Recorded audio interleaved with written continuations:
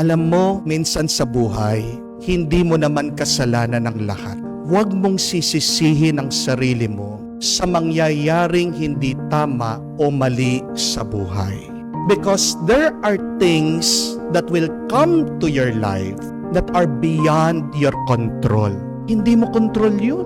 Kung paano po narinig din natin itong kwento, nangangaral ang ating Panginoon, nakikinig ang mga tao sa salita ng Diyos sa araw ng pamamahinga, what they call the day of the Lord. It was a holy day, it was a holy time, they were in a holy place in front of a holy person, Jesus our God. Pero kasalanan ba ni Jesus? Pumasok yung tao na sinaniban ng masamang espiritu? Kasalanan ba ng mga tao na nakikinig na merong tao na nanggulo doon sa kanyang pangangara? Di ba wala naman may kasalanan sa kanila? It just happened. It was beyond their control. Hindi plano ng mga tao na meron palang isang tao na sasaniban ng masamang espiritu, na manggugulo, mag-iingay doon. But secondly, you should not put pressure on yourself. Huwag mong bubugbugin ang iyong sarili. Because in life, bad things happen. And that's okay. Bad things happen, my dear friends. Kahit na ginawa mo na ang lahat na makakaya mo, apat ka naman, mabuti ka naman, but bad things happen. Because that is the reality of our life. Magsimula po nung pumasok ang masama sa ating mundo, life has never been perfect. God created the world perfect, and yet because of sin, it has become broken. Life is not perfect, and yet the good news is we have a perfect God. Kahit na may masama na nangyari doon sa templo, nandoon si Jesus, inayos niya yun ng gugulo. Merong masamang espiritu, pero merong mabuting Diyos na magtataboy, magpapaalis sa masamang espiritu. That is the good news. My dear friends, remember that. Yes, we may experience life imperfectly. There will come a time that our days will be bad, but remember, it's not a bad life. No matter how imperfect life is, God remains loving, God remains perfect, God remains powerful. Amen? Huwag mong lalabanan ang masamang espiritu sa buhay mo na mag-isa. Amen? Dahil siguradong mapapasama ka, siguradong mapapariwara ka, siguradong masasaktan ka. Nandiyan ang Diyos para magtanggol sa iyo. Nandiyan ang Diyos para tumulong sa iyo. Do not deny the bad spirits in your life. Do not avoid the bad experiences in your life. It comes. Minsan meron pong mga magulang nag-open up sa akin. Sabi, Father, hindi ko po maintindihan. Saan ba ako nagkulang dito sa aking anak? Pinalaki ko naman na mabuti. Alam ko naman na hindi ako nagkulang sa paggabay. Pinapasok ko po, pinag-aral ko sa isang Catholic school.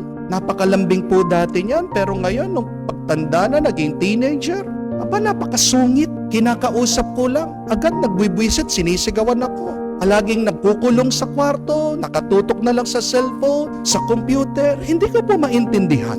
It happens. It is beyond our control. Ganyan din po, minsan, mayroong mga nagpapatulong sa akin, sinasabi, Father, sinakripisyo ko naman ng lahat para sa business. Bawat umaga, pinagpre-pray ko naman yung aking negosyo. Napakasipag ko naman. Ginagawa ko ang lahat para umasenso ang aking trabaho. Pero, bakit hanggang ngayon, nakalubog pa rin kami sa utang? It happens, my dear friends. Bad things happens to our life. Ang mga magsasaka, alam naman po nila yan eh. It is hit or miss. Hindi naman perpekto lahat ng kanilang pagtatanim. Sino ba sa atin ang makakapag-predict kung kailan darating ang bagyo? Magtatanim ka, biglang darating ang bagyo. Mawawash over lahat. Wala yung iyong pinagpaguran. It happens, bad things happen to our life. Kung paano, kahit na ingatan mo ang iyong pangangatawan, biglang darating ang sakit. Nararamdaman mo ng kumikirot ang iyong mga paa, ang iyong mga tuhod at kasukasuhan. It happens, we get sick. But whenever we experience these bad things, remember, do not get upset, do not get depressed, but all the more believe on the powerful God. All the more believe on our loving God who can expel this evil in your life. Amen. Mga kapatid, hindi po sapat na alam mo ang Diyos. Kailangan tayong maniwala sa Kanya. Kasi balikan niyo po ang kwento, kahit ang masamang espiritu, kilala ang Panginoon. Ano po ang sabi nitong evil spirit? I know you! You are the Son of God. See? Marami po sa atin alam ang Diyos. Pero hindi ibig sabihin pag alam mo ng Diyos, naniniwala ka sa Kanya. What does believing in God mean? It means listening to God, following God, and humbling ourselves to the will of God. Mga kapatid, puti pa yung masamang espiritu, kilala ang Diyos, no? Pero bakit tayo mga tao, madalas nakakalimutan natin siya? Bakit yung iba sa atin nagrereklamo kung hindi naman lumalapit sa Diyos? Gusto mong tulungan ka ng Diyos? E di, ipakita mo yung masama na nangyayari sa iyo. Alam ng Diyos, pero hindi ka niya matutulungan kung nakalayo ka sa Kanya. Meron at merong darating na hindi maganda sa ating buhay. Pero pagdating nun, nakahanda na tayo. Dahil alam natin, sino bang ang may kapangyarihan na mag-ayos kung magugulo ang buhay? Sino ba ang may lakas na magbalik ng kapayapaan kung tayo man ay malulungkot? Walang iba kung hindi ang Diyos. Kung naghihirap ka ngayon, isang panalangin lang ang sabihin mo. Makakaraos din sa tulong ng Diyos. Amen? Whatever evil, whatever problem, whatever challenge you are facing now in your life, do not face it alone. Face it with God. Makakaraos din sa tulong ng Diyos.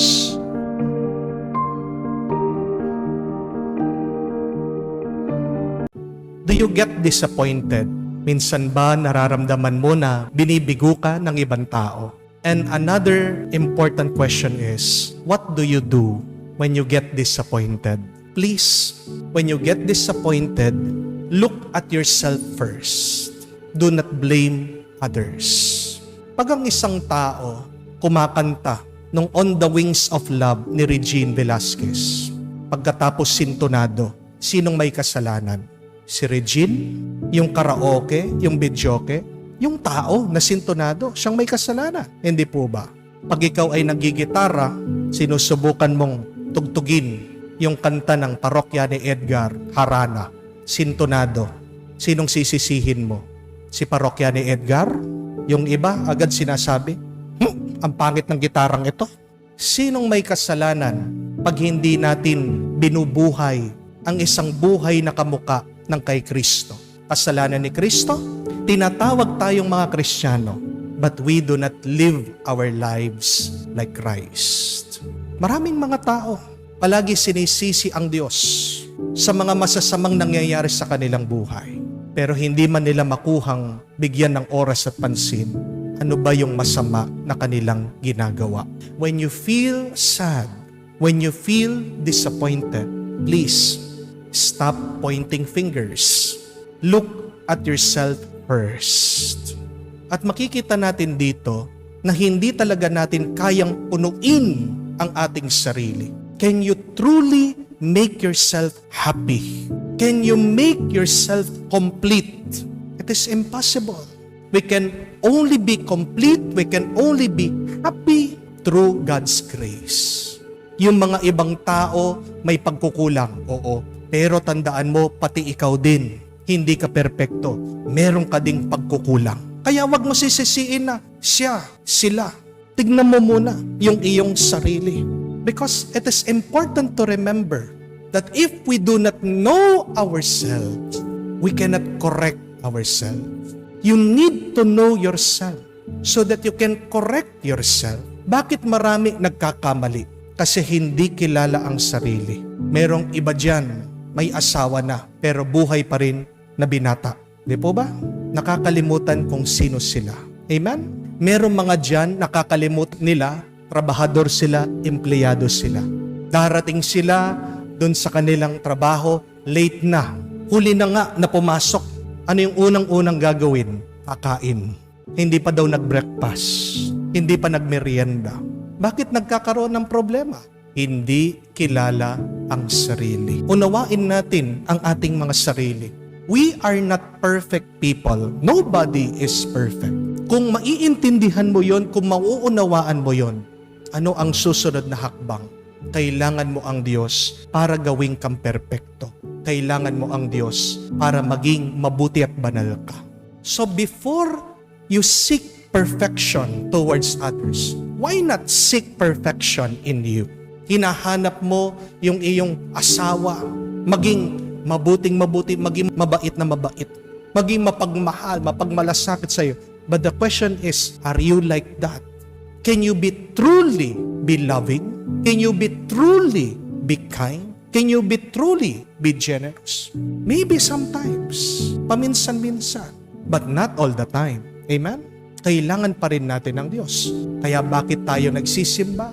Bakit tayo nananalangin? Bakit tayo nananampalataya? Ito yung dahilan. Because we are not perfect. We also disappoint God. Amen? So please, before you get disappointed towards others, why not be disappointed with you? But after being disappointed, secondly, remember to love. Madalas sa atin, pag disappointed tayo, anong ginagawa natin? Nagagalit.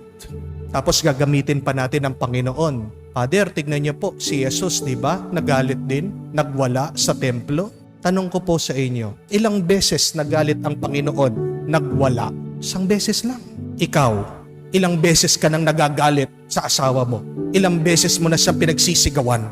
Ilang beses mo na minumura yung iyong mga trabahador? Ilang beses ka na nagtatanim ng sakit ng loob sa iba? Yung mga iba, oo, maaaring hindi nila sinasabi, tahimik na lang, silent treatment, hindi nila pinapansin. But the question is that good and healthy?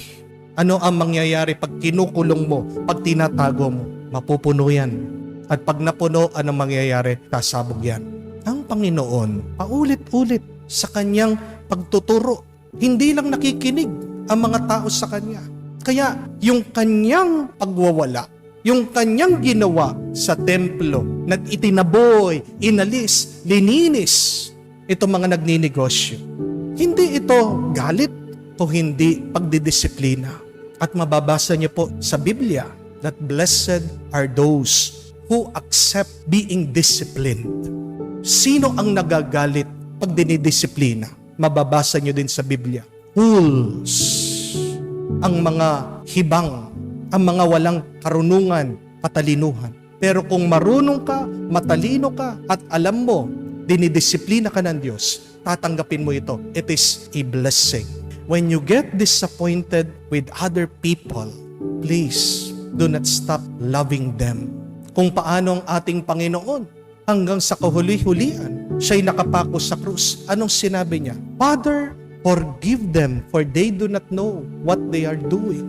You can never remove disappointments or sad feelings from your life. But please, do not remove also love. As we continue with our life, there will be happy moments. There will be disappointing moments. Pag binibigo ka ng ibang tao, sana bago mo sila sisihin, tingnan mo muna ang iyong sarili. Hindi ka rin perpekto. Matuto kang magpakumbaba, matuto kang magpasensya. At bago ka magalit, wag mong aalisin sa puso mo ang pagmamahal.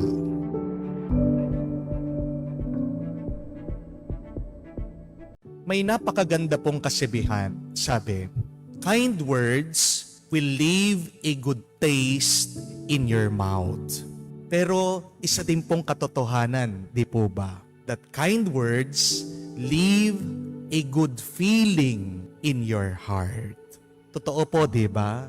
Na napakasarap sa bibig pag tayo ay nagsasalita ng mabuti. At napakasarap din sa ating mga puso't damdamin pag tayo ay nagsasalita ng mabuti at pag tayo ay nakakarinig ng mabuti galing sa iba. Subukan nyo man po, say a good word today. Subukan nga po natin. Sabihan nyo po yung inyong katabi. ang ganda mo, ang gwapo mo. Ano po yung naramdaman niyo? Di ba ang sarap? Di ba ang buti sa pakiramdam? Pag sinabihan mo yung iba, ang ganda mo, ang gwapo mo, ikaw na nagsasalita, napapangiti. At yung sinasabihan mo, napapangiti din. Di po ba? Ngayon, subukan niyo po. Sabihan niyo rin po yung katabi niyo, joke lang, pangit ka talaga. Di ba? Ang sagwa sa bibig, ang pangit, ang sama sa puso at kalooban. Bakit napakahalaga na tayo po ay magsabi at magsalita ng mabuti sa iba? Dahil pinapaalala sa atin ng Diyos, ang mga salita ay nagtatagal. Mag-ingat tayo because words remain and words have a power to change. Sabi ng ating Panginoon, heaven and earth will pass away, but my words will remain. Yun yung mabuting balita. Sa gitna ng mga napakaraming masasakit, pangit at masamang salita, yung salita ng Diyos ang mananatili at magtatagal. Pero hindi natin maiiwasan na pag tayo ay nagsalita at nagsabi ng masama, yan po ay mananatili din sa puso't damdamin ng iba. Yan ay makakasakit sa kanila at makakapagbago ng kanilang ugali at pakikitungo sa atin. Kaya tayo po ay pinapaalalahanan. Mag-ingat tayo sa ating pananalita. Magsumikap tayo na araw-araw mabuti sana ang ating sabihin. Because we are a mood away from having a good day. And you are also a mood away in having a bad day. Sa isang feeling o nararamdaman, doon magiging mabuti o masama ang iyong buhay. And sometimes, you are a good word away in changing your destiny. Isang salita lang minsan ang makakapagbago sa kurso, sa daan, sa iyong paglalakbay. Our life is a word away from changing our destination. Naalala ko po, nung ako po ay maliit na bata, nagseserve lang sa simbahan. Meron pong isang matandang pari, palagi ako sinasabihan. Sabi niya sa akin, alam mo, bagay mo nakasutana, bagay mo nakasuot ng pamputi, mukha kang pari. At yun po ay tumatak sa aking isip. Hindi ko po makalimutan yun. At laking pasalamat ko po doon sa mabuting salita ng paring yon. Bakit? Kasi isa siya naging dahilan sa aking pagnanasang maging pari. Be conscious of your words. Be aware of your words. Tingnan mo yung mga salita na lumalabas sa bibig mo because it can make or break the day of a person. It can make or break the life and the destiny of a person. Meron nga pong isang pari, pumanaw na siya. Ang greeting po niya, kahit saan siya pumunta, kahit sinong kaharap niya, sa anumang oras ng araw, palagi niya sinasabi, good morning! Kahit na gabi po, sasabihin, good morning! Kahit na hating gabi, pumunta doon sa lamay para magdasal, sasabihin, good morning! Kahit na hapon, kumakain yung mga tao ng tanghalian, sasabihan, good morning! Bakit po palagi good morning yung bukang bibig niya?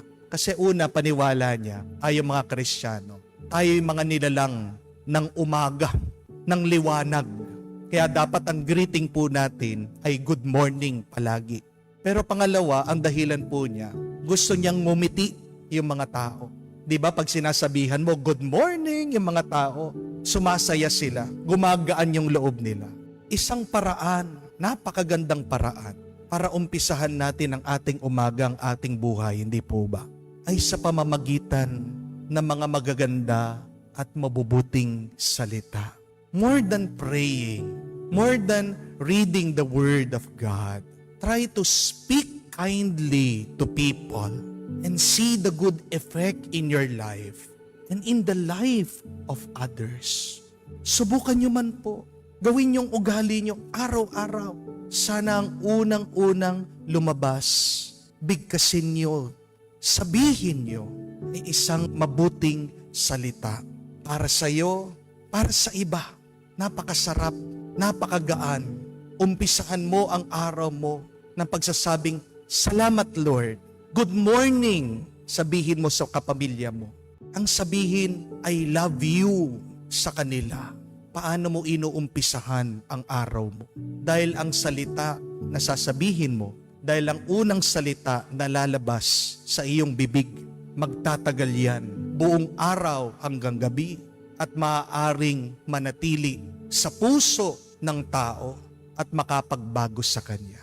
Ang mga mabubuti at mababait na salita, mas masarap binibigkas at masarap din nararamdaman, nakakagaan at nakakabuti sa ating buhay.